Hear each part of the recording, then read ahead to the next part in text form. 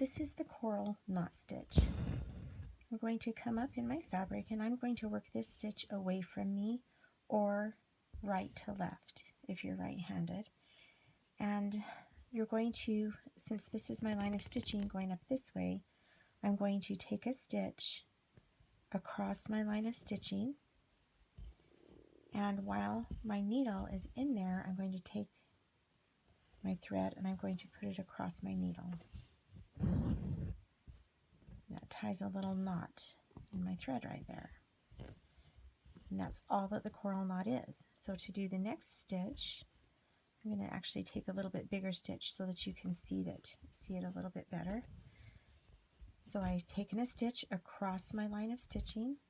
I'm going to loop my thread across and pull it as I go up the line.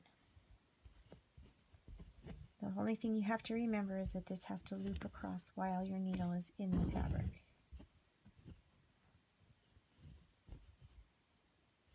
This is a very easy stitch to do, and it adds a lot of texture and dimension. Kind of reminds me of a little row of barbed wire. You want to try and get your stitch length here and your spacing even.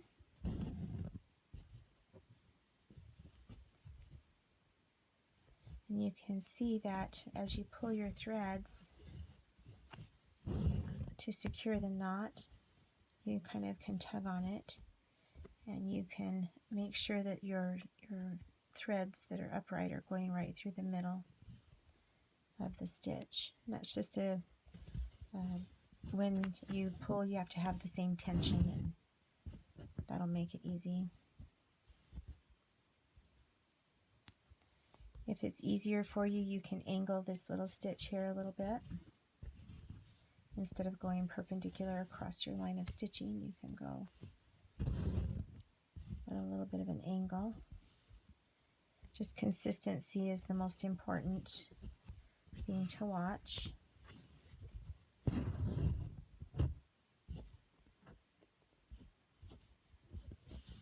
Now I'm going to twist this so that you see what it does when you're going right to left.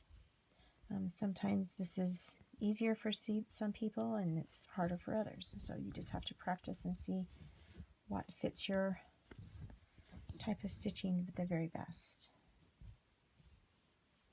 For me, it's easier to work away from myself, from the bottom towards the top. I love to go around applique pieces with this stitch.